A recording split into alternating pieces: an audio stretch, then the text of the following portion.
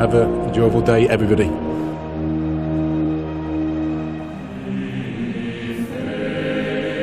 People say the English are not a patriotic nation. We certainly are, and you can see it on the nightlight tonight.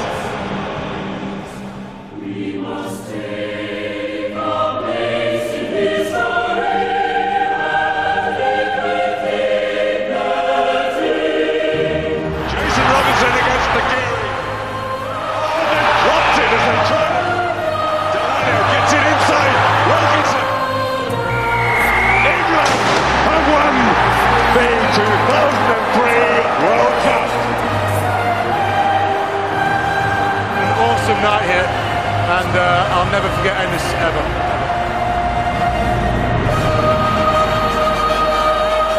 England are the world champions, you beauties.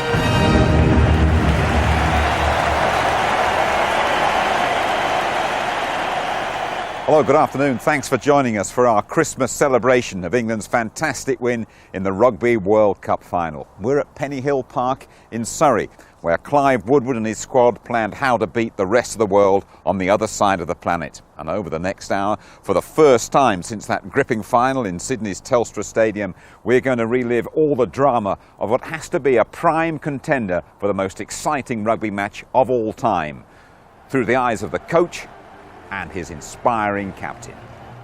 And there's another chance to see those exclusive pictures of Prince Harry celebrating in England's dressing room. So a heck of a year, and has it sunk in yet what you and the England squad achieved?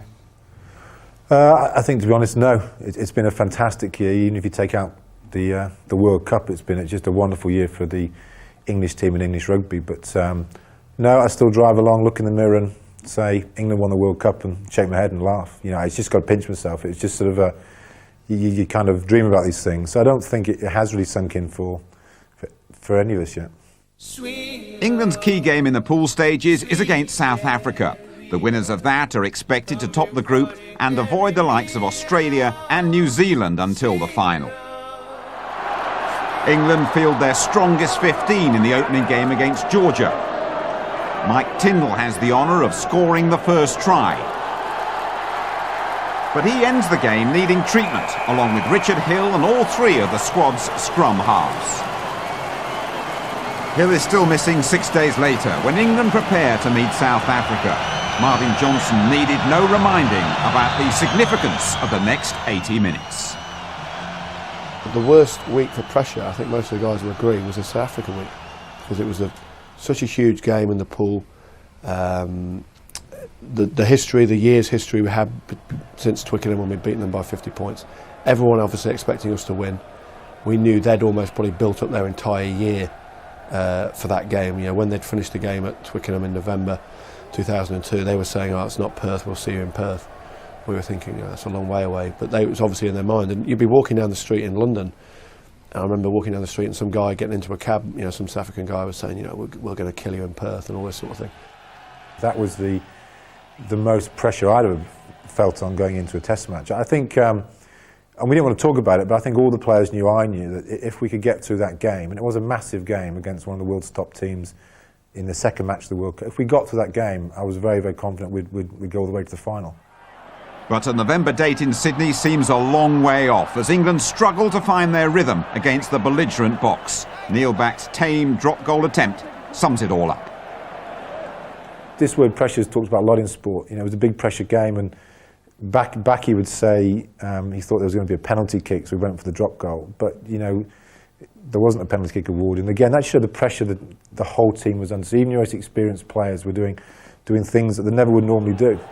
Lawrence Dallaglio lashes out after Delport's dental examination. The referee misses the instant, the cameras don't, but the sighting officer isn't interested.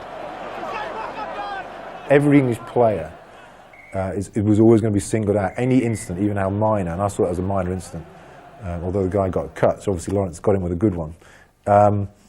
Every incident was going to be brought out, especially with the English, and, you know, so I took a QC with us, just in case we needed any help, and, you know, I thought it was handled correctly.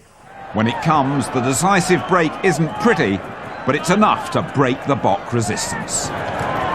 Good. Charged down wonderfully. This could be the breakthrough. That was Lewis Moody who charged it down. And the try goes to Will Greenwood. England had beaten South Africa by 19 points, but the manner of victory gives the Australian media fresh meat on which to feed. The feast begins in the press and continues on TV. I think I was born with a loathing of England, you know, and nothing tonight has changed my mind. No. You know, what a bludging, ordinary, tawdry attitude to the game England has. You know, fat blokes waddling about. People want to see the ball in the hand, moving about, showing the ball, that sort of stuff, you know, throwing it over the head. They don't want to see it sitting there with us. Like this. What does this exactly do? If they weren't held like that, would they be flinging around here everywhere? I just thought it was harmless fun, and I think to be fair, and you do read the press because the days are long and you only train for a certain amount of time, and you go to breakfast. Everyone does read the press, and I think the players especially dealt with it brilliantly because we spoke about it and said, look, if we react, this is going to be a huge error. So, you know, just a lot of hilarity at breakfast time and you know, what's in today's paper and I think they dealt with it really well. What I think happened was the British media, because a lot of the vitriol in these papers wasn't just based on me or Martin or the team, it was based on the English, or the British even. And of course the English papers and the journalists just reacted. So they would take it probably more, and in the end it was almost me saying to the journalists, calm down guys, this is just good, harmless banter. Johnny Wilkinson's fan club remain true to their crouching crusader. Others, though, are beginning to question his mood. The first time we had a lot of media staying in the hotel, that they were seeing him, a lot more of him outside of what they normally see him as, and they would, you know, he was no different. He was exactly the Wilkinson we know.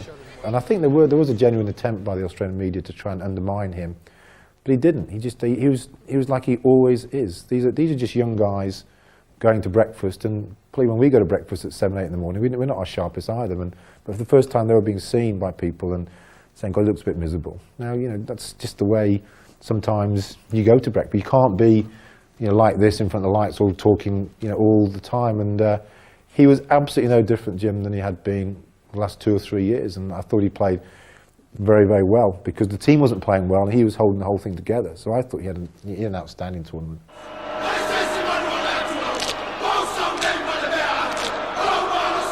England are ready for a physical onslaught from Samoa, but they underestimate the South Sea Islanders' skill factor.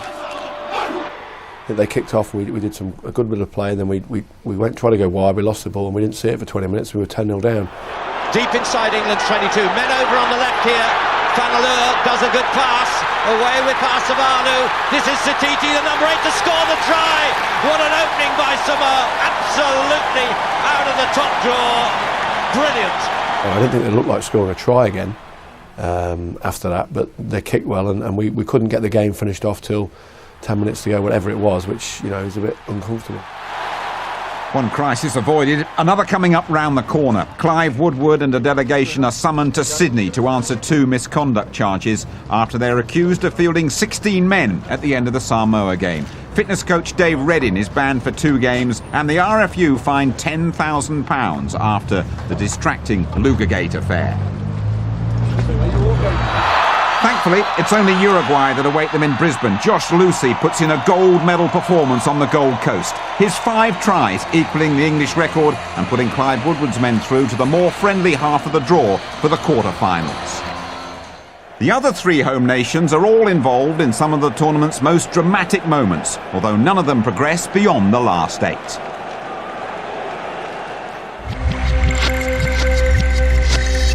Scottish back row Martin Leslie is banned for the rest of the tournament after foul play against the USA. His teammates' twitching tribute in the following match merely compounds the shame as the Bravehearts buckle in the face of a French onslaught.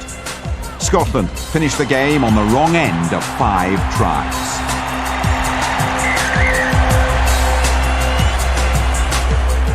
That sets up a qualification decider against Fiji. Again, Scotland start off the pace. Now, almost with contemptuous ease, saunters to the goal line. But the Fijians falter, and Tom Smith emerges as an unlikely hero. A last-minute surge of Scottish pride sees them through to the last 8. Sterling Mortlock's pace and power cannot be denied. It's the defending champions who go through, Scotland return home, and the celebrated era of coach Ian McGeechan comes to an unhappy end. Ireland face the toughest test in the group of death. Alan Quinlan scores the only try of the game in a bittersweet victory over Argentina. He dislocates his shoulder in the process. The Sea of Green rolls across Australia. Next stop Melbourne and a date with the defending champions. Brian O'Driscoll's got his dancing shoes on, but it's not to be. David Humphrey's drop goal passes agonisingly wide. Ireland are beaten by a single point, but still go through. France put on a classic performance in the quarter-finals, the best 40 minutes of rugby in the tournament, but no consolation to the Irish. They say goodbye to the competition and so long to their talisman. I don't think we're making excuses. We tried our damnedest out there, just it didn't come up.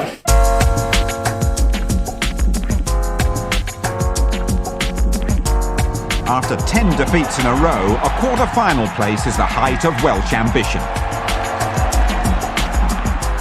Steve Hanson's men edge out Tonga and Italy for the second qualification place. Job done, but the Dragons hardly breathing fire.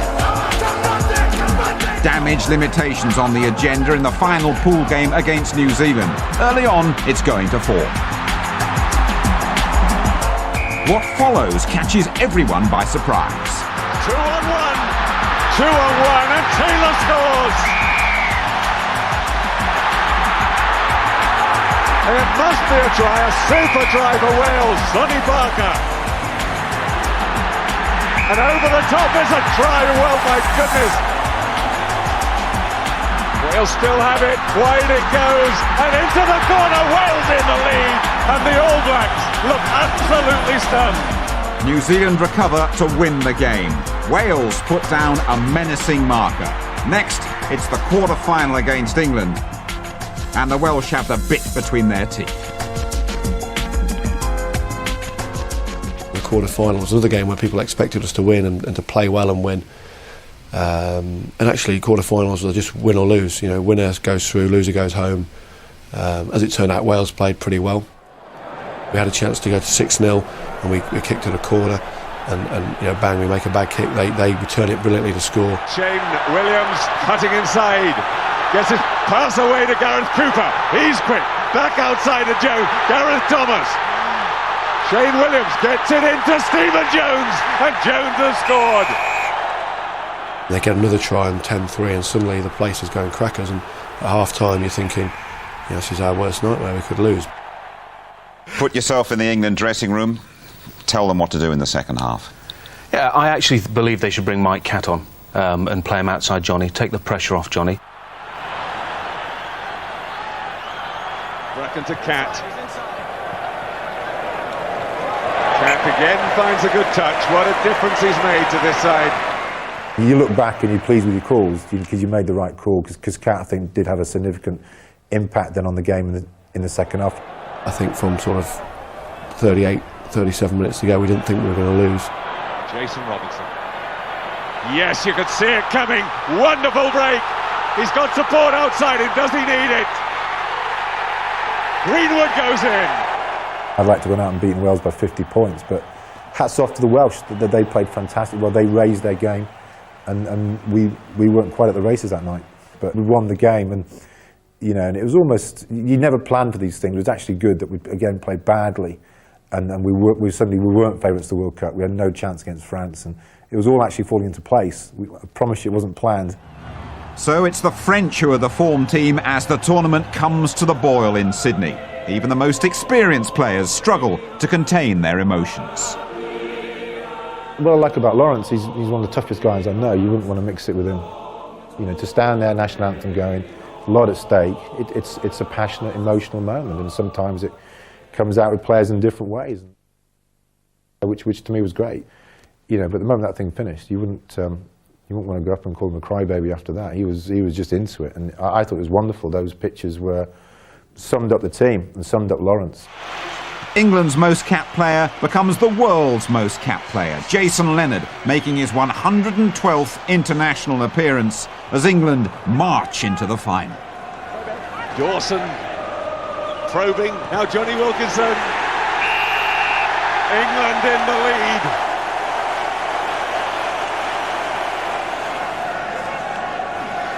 Oh, and Betson just crashing away, and Betson is over.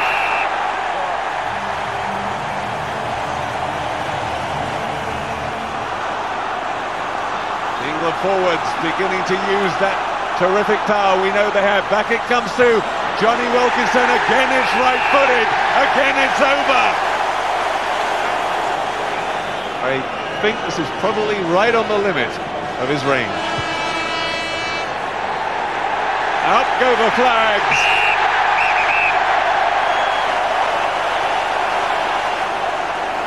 And Neil back now, spins off. Breaks free. 40 yards. Back it goes. Johnny Wilkinson, this time with the left foot. It's over again. Unbelievable. A hat-trick of drop goals from Johnny Wilkinson. Johnny Wilkinson goes about his business, and nobody does it better.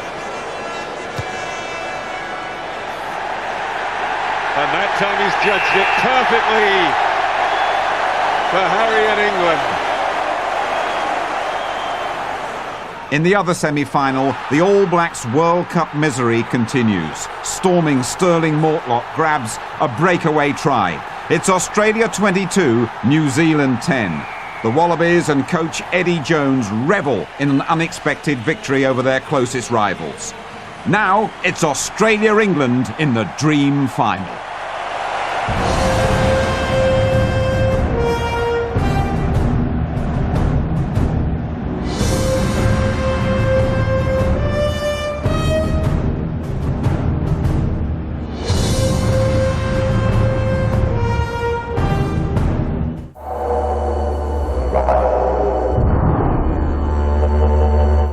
Sponsored by Travelex, the world's foreign exchange company.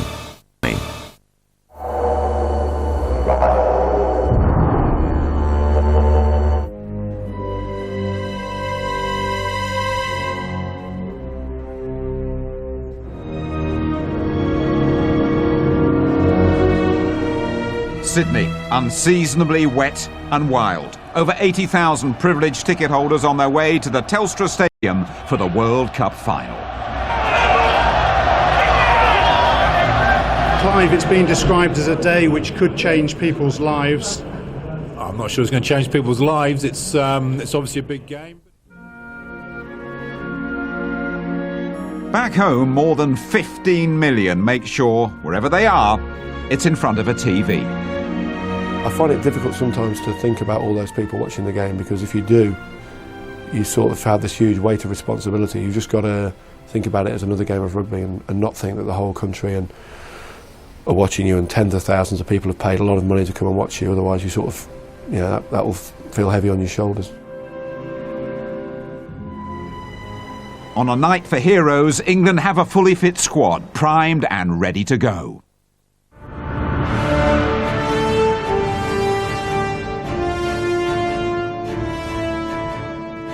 Happy the man, and happy he alone, he who can call today his own, he who, secure within, can say, tomorrow, do thy worst, for I have lived today. Be fair, or foul, or rain, or shine, the joys I have possessed, in spite of fate, are mine. Not heaven itself upon the past has power, but what has been, and I have had my hour.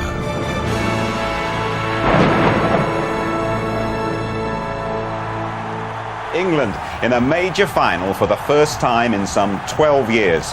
And if Martin Johnson is the happy man to lift the World Cup at the end of it, well, unless you're old enough to remember those boys back in '66, it's going to be a wonderful new experience. There's the whistle. We're underway. The World Cup final 2003.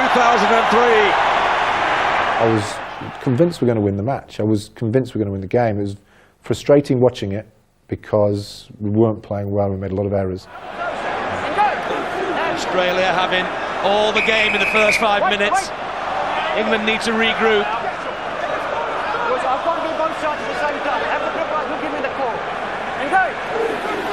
That's a better hit.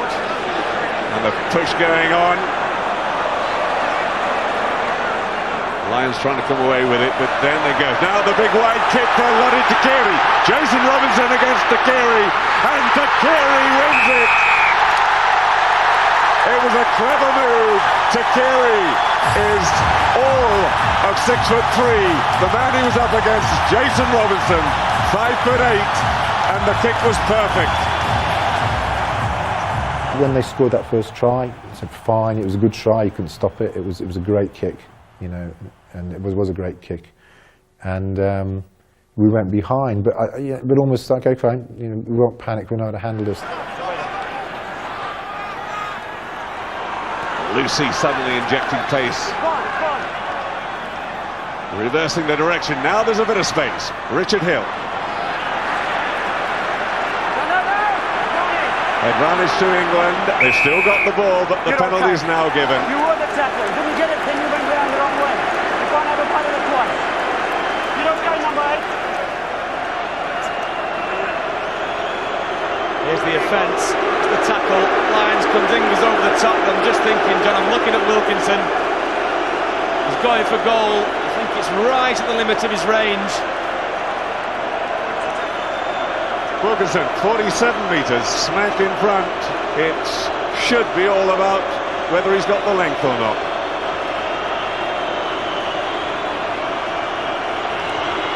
He has got the length. England are on the board. You know, the media love to talk about his kicking and his goal kicking and his practice and that. But I think you sort of, if you just talk about that, you do him a disservice as a player. Because he's a fantastic player. I mean, defensively he's a fantastic player. His work rate is immense. I think Johnny probably runs more yards on the field than any other player on our team.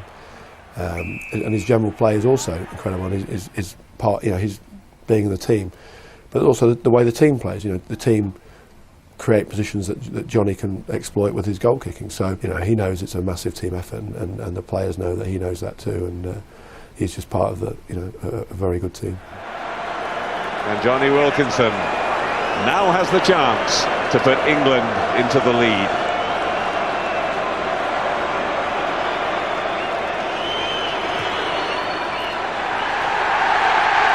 And he has it.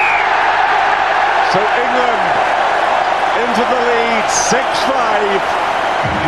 Coming up to 20 minutes gone. We're a quarter of the way through the game.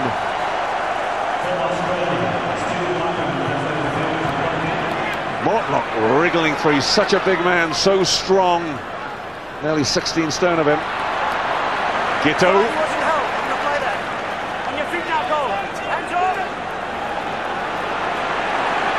Johnny Wilkinson on the floor, hurting a lot at the moment.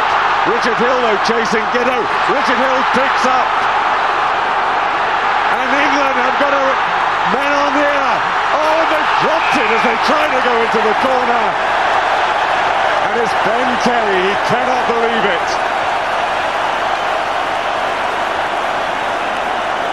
Wilkinson still on the floor.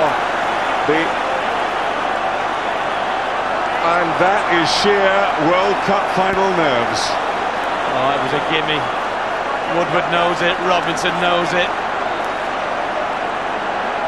5 points, just gone begging. And even worse than that, Johnny Wilkinson, Johnny hasn't moved. During the game, Johnny Wilkinson was injured, and a nation winced back here. You got the team together again, and I think you accentuated the positive side of that, didn't you? I said, I think Johnny's knackered. Bloody hell, what are we going to do? Let's give in. No, I always knew he was going to get up. He was going to get up, wouldn't he? I mean, he'd have to have been, you know, stone cold and conscious not to have got up and got on with it. If he had to come off, I was still totally confident England would have won the World Cup. If he'd come off there, There's no way that team was going to lose. Oh, and England have got a big push on. First time a really solid drive penalty, England. And that was, the flank was breaking off early. Wilkinson now with 104 points in the tournament. Goes ahead of Michalak as the tournament's top scorer.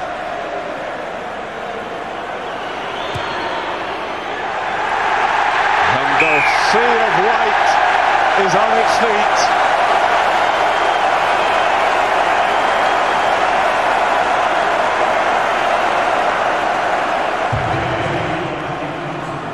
Oh, brilliantly picked up by Greenwood. He did so well.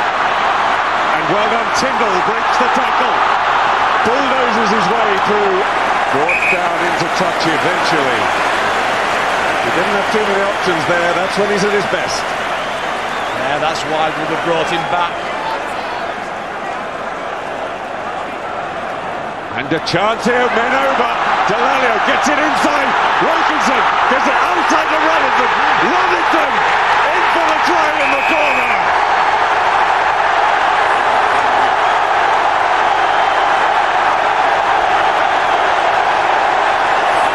Well, in the end, he had a choice. Delalio made the break. There was men inside and outside. He went for little Jason. Here's where it comes from. Watch Delalio, he makes the big curving run. Lovely inside ball. Now there's a man on Wilkinson's right, but he goes to Robinson because he knows of all the men in his team, he will finish it off every time. And he does this time. And what a time to score it just before half-time.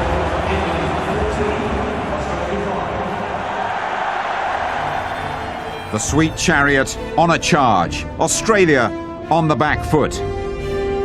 Wallaby coach Eddie Jones with plenty to think about at half-time. Next, though, it'll be England's captain and coach feeling the pressure, as Elton Flatley holds his nerve to send the home fans wild and all of us into the unknown. I've never in all my life been involved in extra time in rugby union. Never, in any circumstances.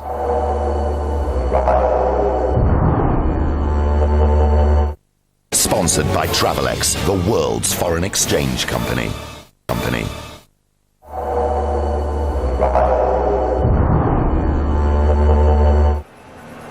Half-time in the Rugby World Cup final, it's looking very good for England.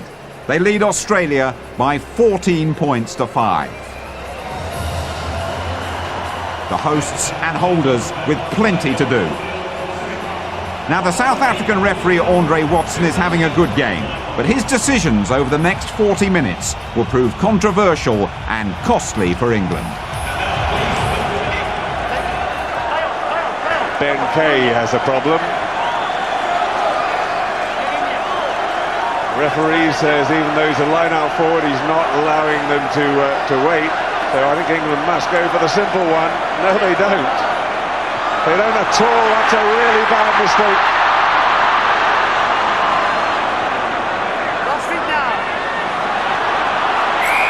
Well, they've given away a penalty. And I think England feel aggrieved there. They didn't feel the ruck had formed. They felt the ball was out.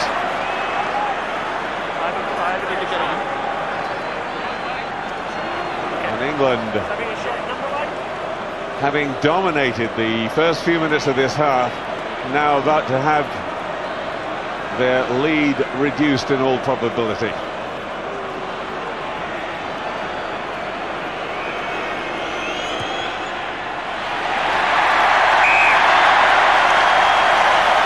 No problems for Elton Flatley. His first successful kick indeed. And Australia back in touch. It's England 14, Australia 8. Break it up, time out.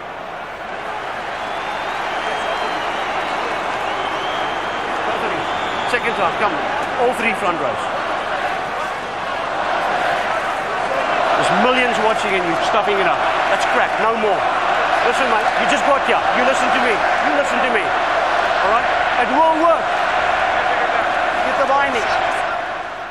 And the trouble with rugby is a lot of the decisions that are given are an opinion. And one thing that can be penalised 1 minute is not the next. And people watching who don't really know rugby can find that confusing, and we can find it a bit confusing too. So what can you do though? You know, if I run up to him and jumped on him, he wouldn't have changed his mind. Trent is pleading with him. Watson being very hard on the England scrum. It will work, okay? There's no negotiation, there's no debate. I think in the final, you have to have the mentality, whatever he does, we can't let it get to us. Takiri in tight. Oh, and a penalty. Get out of it. And Phil Vickery was slow getting back in the first place, and then he got in there and gave away the penalty. Dawson having a word with him. Again, it's just sloppy. Referee told him, we heard him. Vickery's got to get his hands off it. The ball's on the floor, therefore it's a ruck. Therefore you can't touch it with your hands. Even though you're stood on your feet, it makes no difference. And the referee warned him. England continue to concede crucial penalties. Elton Flatley starts to find his range.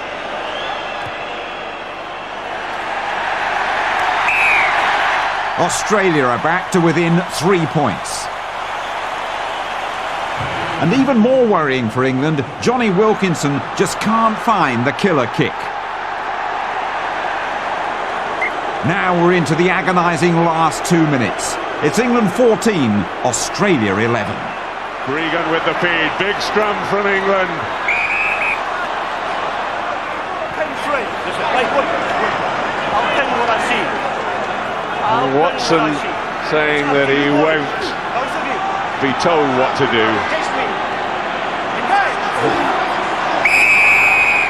Oh! And that is a huge call against England. That is a massive call. Watson showing, I think, a little bit of anger at England because the England captain had said to him just before, you've got to ping 3, meaning you've got to whistle against Al Baxter, and then when it went down and he had half an excuse, Go back 10. It's repeated, mate. Repeated. Go back 10. Go in there with your number 1. well, that is a huge call as we go into the final minute. And now Elton Flatley has the chance to level things up. And we would have to go into extra time. There'd be 10 minutes each way of extra time. And then, if things are still level, then another 10 minutes where you'd have a golden score situation. And then it would be drop goals. Well, how does Elton Flatley feel? Elton Flatley feels wonderful. He's got it.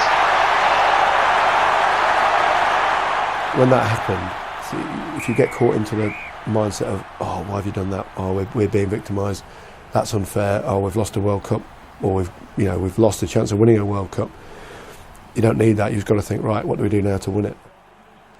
I just spoke to Johnny, and the whole thing was just, kick the ball. This is not won by tries. This is a massive pressure situation. I've never in all my life been involved in extra time in rugby union. Never, in any circumstances. So I just thought I'd speak to Wilkinson, and I pulled him aside, and he was kind of looking in my eyes. I spoke about a minute, and then he said to me, "I need to go and do some goal kicking," which was quite an interesting reply. Which I looked at, I said, "What?" And he said, "I've got to go and do some goal kicking." And I said, "What the hell are you on about? I know you practice on Christmas Day, but now's not the time to practice your goal kicking. We haven't got that much time." He said, "No, I do have to go and practice." So he clearly hadn't listened to a word I'd said to him, and off he ran off to practice his goal kicking. But it was quite interesting that the team are like that. Johnny's off practicing his goal kicking. And fair enough, I mean, the game started, I think within about 2 minutes, we had a penalty, he comes up and puts it over. So he was probably thinking clearer than I was. Difficult one. 46, 47 metres with the angle, probably. Again, he's got the distance. It's brilliant! And just the start England needed.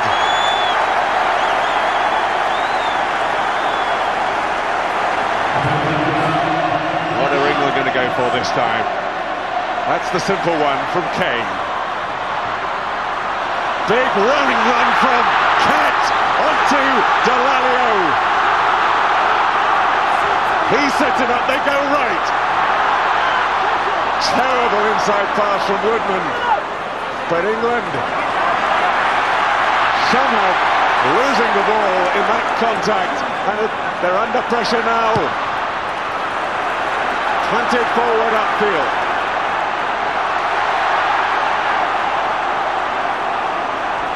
England desperately trying to get control of the ball again. And they've regrouped. But yet again, just when they've done something really positive and looked to be in a good attacking position, it all went wrong. Wilkinson, big clearance. And again, they're back inside the Australian half. Mike Catt, lovely break from him. Dallaglio then carries it on, as you say, John, from this promising situation. It's Trevor Woodman who throws it away and gives the advantage back to Australia. There's always a time in the game of rugby when your legs start to get a little bit tired, and after that 20-25 minute period where you're blowing and you're thinking, Jesus, am I the only one here that's feeling the pace? And that's when you look around and you see your teammates and you take strength from that, and you look at the opposition and see that they're in the same state and hopefully worse than you, and you take strength from that.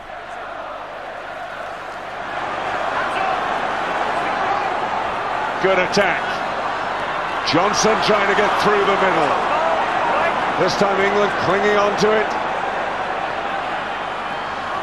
Wilkinson offloads to Cohen. It's all too sideways though, but England importantly still have it. Cat goes for the drop goal. Charge down, and England a little lucky because it was knocked forward by Ward.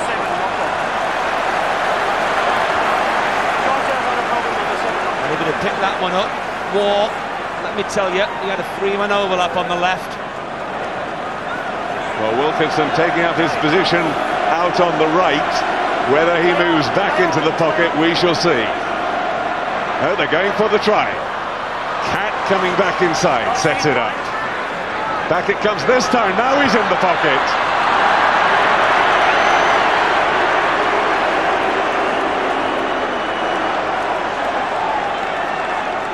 No luck again. But next time Johnny's in position, it'll be a different story. And I turned away and put my hands over my eyes and I missed the kick. You know, people have been coming up to you and saying, great, I loved it. You know, people who say it's the best day of my life. All that after the break, when we'll be inside the England dressing room to see what happened when a very happy Harry met Johnny. And there's another chance to relive the parade of world champions.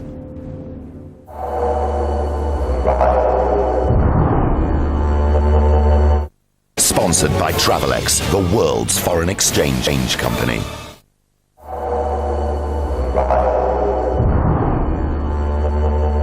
Sydney's Telstra Stadium, England's magnificent World Cup story about to enter its final epic chapter. You know, the tournament's boiled down to one game, and it boiled down to 20 minutes, and then it came down to 90 seconds, and we just got on with what we had to do. Back it comes. Desperately trying to spin out of tackles. It's Mortlock. This is George Smith repulsed by back. Wide again. Grieger. Matt Rogers almost finding a way through.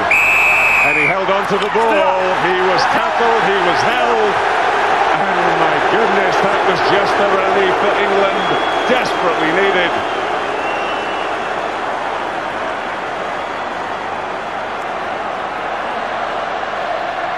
Oh, and England get the deflection. Kneel back. Oh, and a penalty. in from the side, up go the Roars again. A poor line out from England, that was the cause. Unbelievable. All they had to do was take their own line-out ball, they slapped it back. Referees said hands and coming in from the side. So, Elton Flatley, again, the hopes of the whole nation on his shoulders.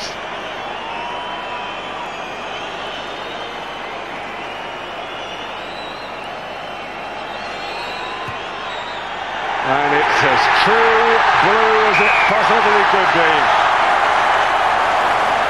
So England now have less than 2 minutes. Or Australia too, otherwise it goes to sudden death.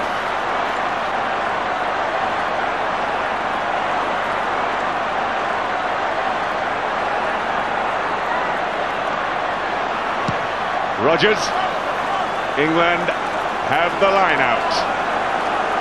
Now, last chance probably of this period.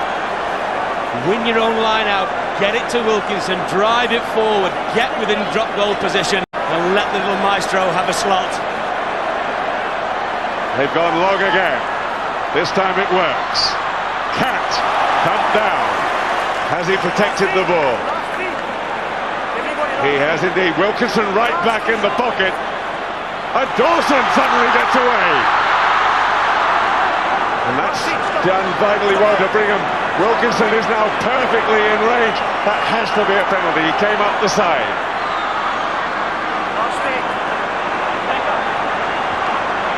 Wilkinson in the place. Johnny Wilkinson, he's got it! It's over at last at the fourth attempt. Johnny Wilkinson is on target. England in the lead with only 20 seconds to go. Had to be, take the yardage, set him up, he won't miss, he won't keep missing. Now a crucial kick-off, that's the drop goal. England have got it. It's time up. They must just make sure they don't give away a penalty. Clear to touch. You don't care where it goes. Touch put it in. England have won the 2003 World Cup. And now, for the first time, an inside account of the move that clinched the World Cup for England. Once it equalised, we had 90 seconds and we had a choice. We either kick the ball short from the kick-off, try and win it straight from the kick-off and do something with it, or we kick it long and put the ball in their court and see what they do with it, and anticipating they'll probably kick it out. Try and pressure that kick and make it as short as possible. Win the line out and play from there. I was on the touchline then, and it was just a brilliant place to be because all the bench on the feet, the bench knew, so everyone knew in the team what happened. The key thing was the line out.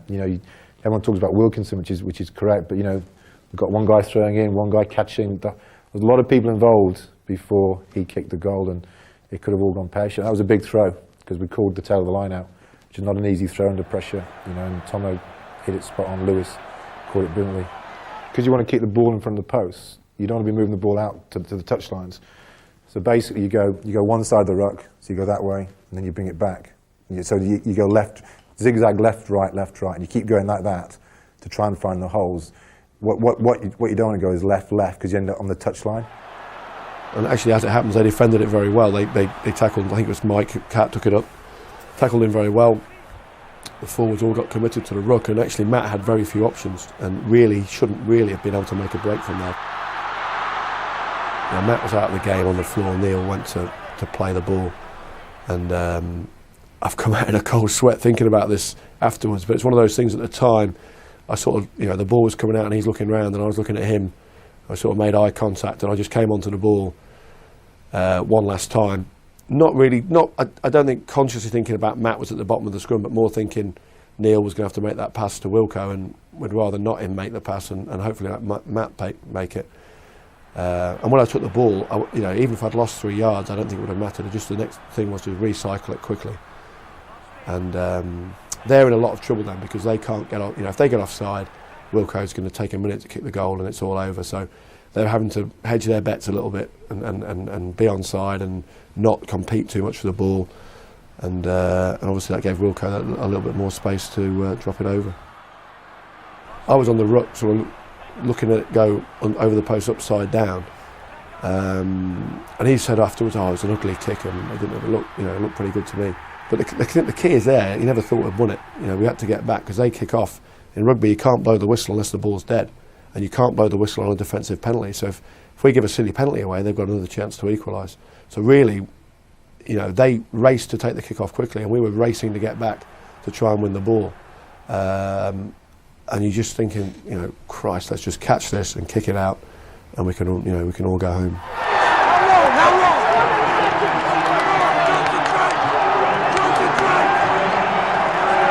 The guys were celebrating, I wasn't. I was screaming for the players to get back in position because we're only 3 points up. If they'd won the restart, they could have won the World Cup.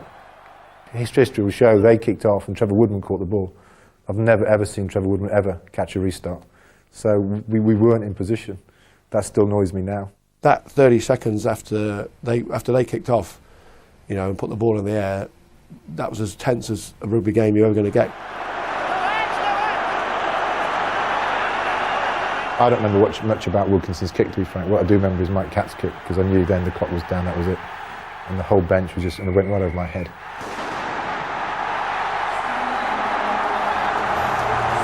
And up steps Martin Johnson.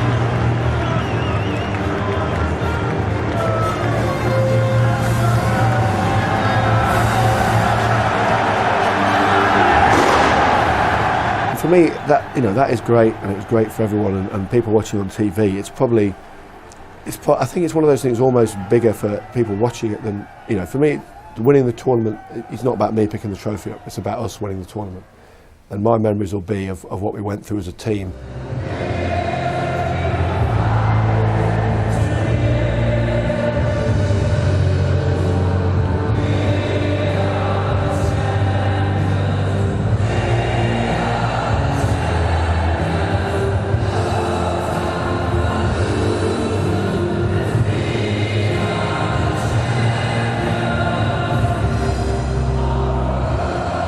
Of drop goals had gone wayward for you.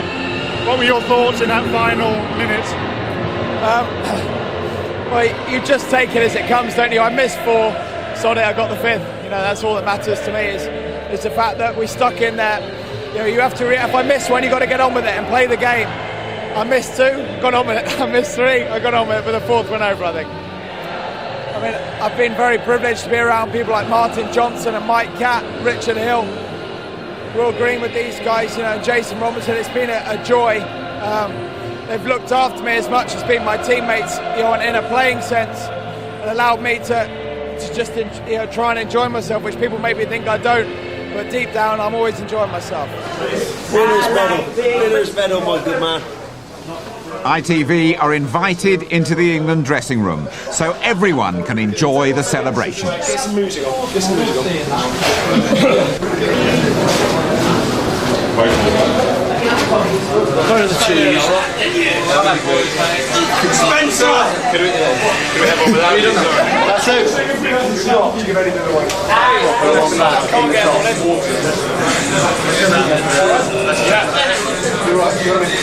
I've got a brick here. Carbonate. Where's the crystal? I hope you've enjoyed your time in Australia.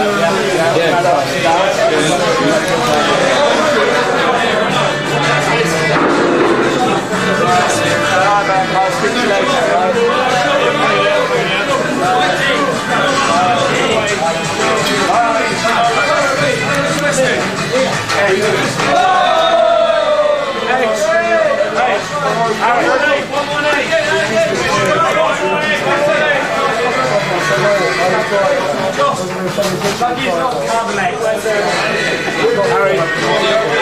Harry, you're the main man.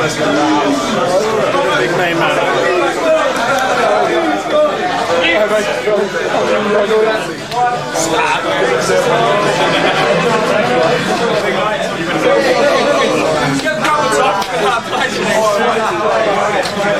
It's hard work, 20 minutes longer than it should have been. Oh, not on the number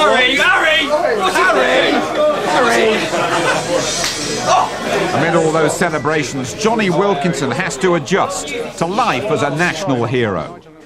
If you're going to make someone a celebrity and who's going to handle it best, I'd choose him.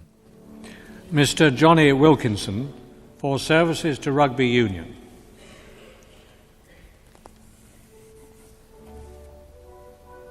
I've had several life-changing experiences here, and I've packed them into just a couple of days. He will not allow anyone to see any of his commercial side or celebrity side get in the way. And he'll become even more focused. I've got absolutely no doubt about it. And he will almost become a role model now, how to handle the big-time success will be a celebrity. And I think that's what he's kind of his mindset looking at now. And I think he can be a role model to all people, not only rugby, of how to handle it. And I'd be more gobsmacked than anybody if this affected his ability to play rugby. You know, I think it would make him a better player. People have been coming up to you and saying, "Great, I loved it." People who say it's the best day of my life and things like this, and it's mind blowing. You can't really take that in. I watched it in a pub in Northampton with my 92-year-old mother, and we went absolutely ballistic, and she downed 3 scotches very quickly. It scared our kids. We've got 2 little girls, and the noise that erupted out of actually only 2 of us made so much noise that we scared the children. I think there was a communal understanding over the entire country when that ball went over. The last 2 minutes where it became so unbearable, I can't watch this anymore. And I turned away and put my hands over my eyes and I missed the kick. I watched the whole thing from beginning to end, and it was absolutely fantastic. To have those people at Heathrow, I just think we were, on a long flight from Australia. The boys had had quite a heavy weekend, and you just sort of think, is that real? And then you get to London on a Monday lunchtime, but there's 350,000 people all going crazy, down Oxford Street and Regent Street and Trafalgar Square. It's incredible. Everyone involved in rugby union kind of can take a bow here because we achieved it and we got to the pinnacle of the sport. The difficult thing is now keeping it going, because I think to create one great team is one thing. To actually do it again now, knowing the rest of the world is not happy with England having this World Cup here, and they'll be doubling their effort and they'll be chasing us twice as hard. To kind of redo it again now is going to be twice as difficult, but to me twice as challenging, and that's the kind of the adrenaline buzz of doing this job.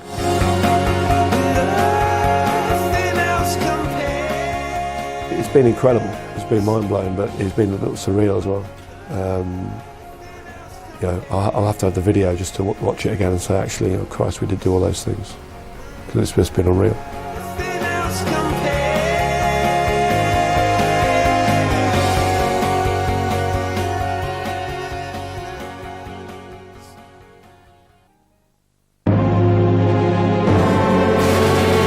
Rugby World Cup on ITV, sponsored by Travelex, the world's foreign exchange company.